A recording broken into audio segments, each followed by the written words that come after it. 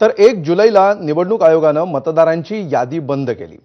त्यानंतर महाराष्ट्रामध्ये मतदारांच्या यादीमध्ये 96 लाख खोटे मतदार घुसवले आहेत असा खळबळजनक आरोप मनसे प्रमुख राज ठाकरेंनी केला। दरम्यान जोपर्यंत महाराष्ट्रातील मतदार याद्या साफ होत नाहीत तोपर्यंत स्थानिक स्वराज्य संस्थांच्या निवडणुका घेऊनच दाखवा असं आव्हान देखील राज ठाकरेंनी निवडणूक आयोगाला दिलंय।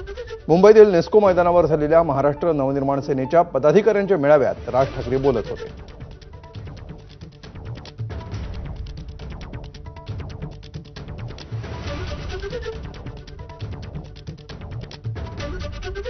अगदी खात्रीलायकरित्या समजलेली गोष्ट तुम्हाला सांगतो की आत्ताच्या या होणाऱ्या निवडणुकांना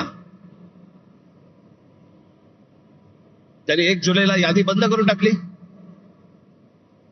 त्याच्या अगोदर काही काम म्हणजे विधानसभेला तर होतेच भरलेले, त्याच्यानंतर जवळपास 96 लाख खोटे मतदार महाराष्ट्राच्या यादीत भरलेत। मुंबईमध्ये असेच 8-8.5 लाख, 10 लाख, ठाण्यामध्ये असेच 8-8.5 लाख, पुण्यामध्ये भरलेत, नाशिकमध्ये भरले, प्रत्येक शहरांमध्ये प्रत्येक गावागावामध्ये भरलेले आहेत।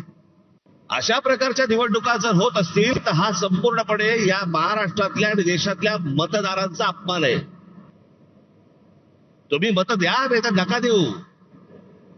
मॅच फिक्सिंग झालेलं आहे, मॅच सेट आहे। हे कोणत्या प्रकारचं षडयंत्र, ही कोणत्या प्रकारची लोकशाही आहे?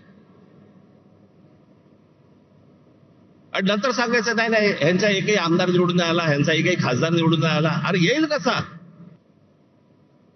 जर मतदार याद्यांमध्ये तुमची गणितच जर समजा सगळी सेट करून ठेवणार असाल, तुम्ही मतदान करा नाही तर नका करू। रिझल्ट अगोदर ठरलेला आहे। आणि आम्ही जे निवडणूक आयोगावरती बोलतोय, निवडणूक आयोगाला ह्या याद्या सुधारा म्हणून सांगतोय,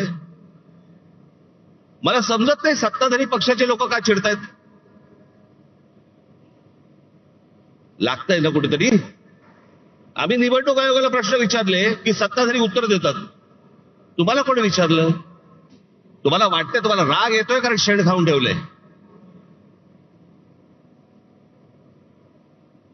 सगळ्यांना माहितीये, महाराष्ट्रातल्या अगदी गल्ली गल्लीमध्ये सगळ्यांना माहितीये की ही सत्ता कशी आली ती।